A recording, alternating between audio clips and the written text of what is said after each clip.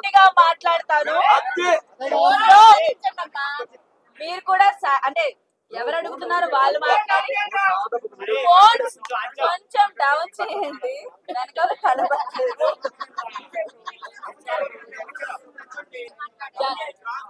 Big boss journey నాకు second time. First వెళ్ళాలా వద్దని చాలా డౌట్ఫుల్ గా వెళ్ళాను, బట్ స్టిల్ వెళ్ళిన తర్వాత నా జర్నీ నాకే చాలా సాటిస్ఫైయింగ్ గా చాలా హ్యాపీగా ఉంది. సెకండ్ టైం ఎందుకు వచ్చిందో ఛాన్స్ వెళ్ళాలా వద్దని ఆలోచించుకుంటూ వెళ్ళినందుకు నేను చాలా హ్యాపీగా ఫీల్ అవుతున్నాను. And I'm very proud of myself.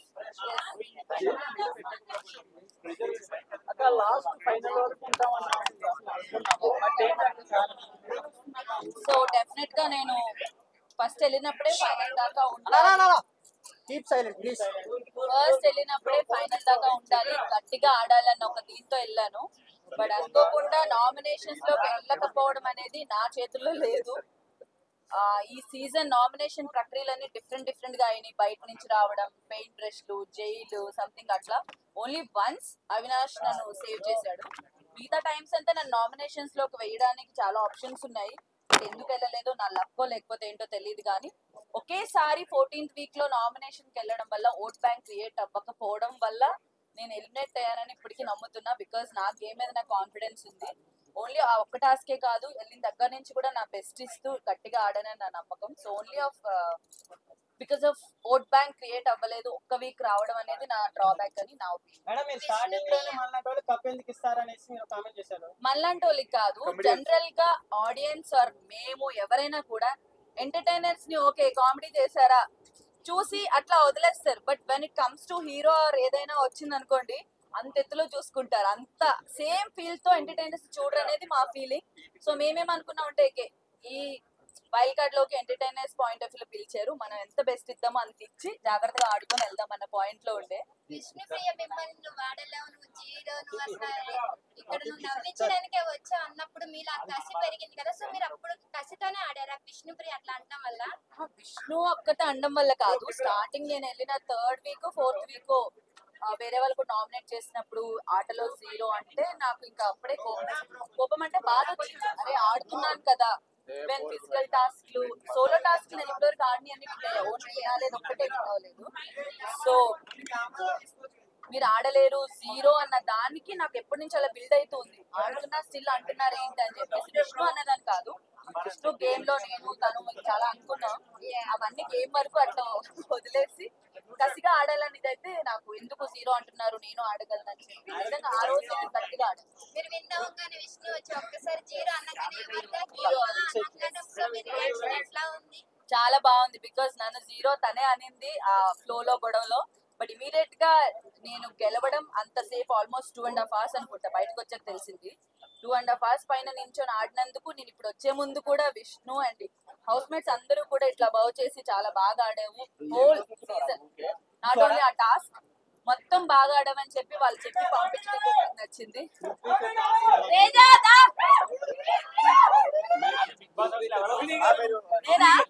TV shows లో యాక్ట్ చేయడం ఈజీ అనిపించిందా? మేడం గారు వెల్కమ్ బ్యాక్. ఏమండి మా విన్నర్ వచ్చిందండి. Congrats madam.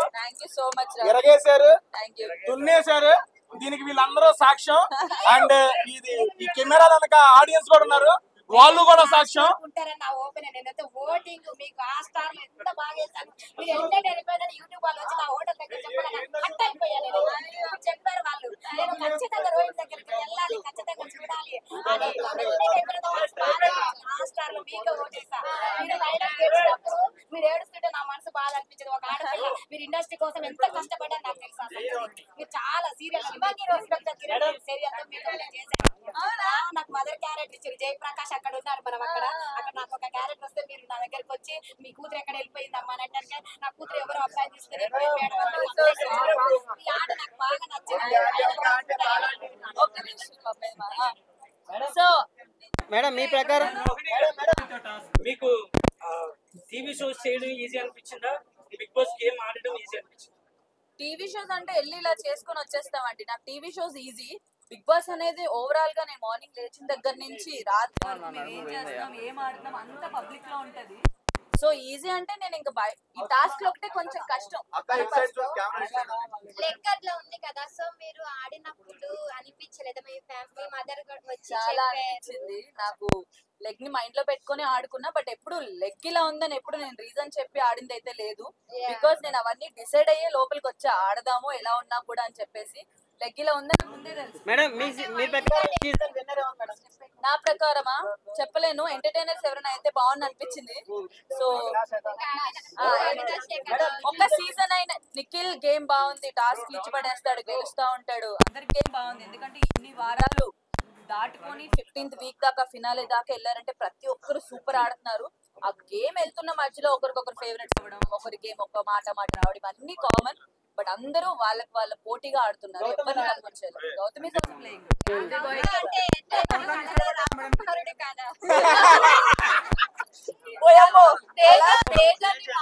అనిపించారు కదా.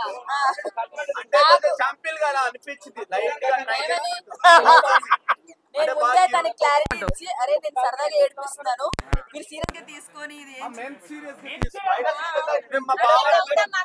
నిఖిల్ ఫస్ట్ నుంచి గౌతమ్ అయ్యాడు. సో విన్నర్ నిఖిల్ అవుతాడా గౌతమ్ అవుతాడా? ఆడియన్స్ ఏమో గౌతమ్ గౌతమ్ అంటున్నారు. ఆడియన్స్ ఎవరైతే నేను చెప్తే ఏముంది, మీ పాయింట్ ఆఫ్ వ్యూ చెప్పలేము. ఎందుకంటే ఈ సీజన్ లో ఒక్కొక్కరి గ్రాఫ్ ఒక్కొక్కలా ఒక్కొక్క వీక్ కి మారుతూ ఉంది. సో వాళ్ళిద్దరు విన్నింగ్ రేస్ లో ఉన్నారు ప్రెసెంట్ అయితే. బట్ ఈ వీక్ ఎవరు మైండ్ ఎలా చేంజ్ అయితే ఎవరు విన్ అవుతారని చెప్పలేం. కాబట్టి నాకు ఎవరికి ఇచ్చినా ఓకే అండి, బికాజ్ ఇద్దరు నాకు చుట్టాలు కాదు, అట్లా కాదు. నాకు ఎవరు నేను గేమ్ ఇంట్లో ఉండి ఆడినప్పుడు మాత్రమే చూస్తా. మీరు అందరూ బయట ఉండి వాళ్ళు ఎక్కడెక్కడో ఏ కెమెరా దగ్గర ఎవరు ఉన్నారో మీరు చూస్తారు. నేను అందుకంటే నేను చూసినంత వరకు ఇద్దరు ఎవరు గెలిచినా ఓకే. ప్రేరణ చాలా బాగా ఆడుతుంది, టాస్క్లు ఇవన్నీ ఇచ్చి పడేస్తుంది, అబ్బాయిలతో పోటీగా ఆడుతుంది, చాలా బాగా. ఏడుస్తూ కూడా క్యూట్ గా ఉంటదని రోజు నుంచి వస్తే అర్థమైంది మొన్న అవినాష్ ఇచ్చేసినప్పుడు. అవినాష్ నాకు నేను ఎక్స్పెక్ట్ చేయలేదు.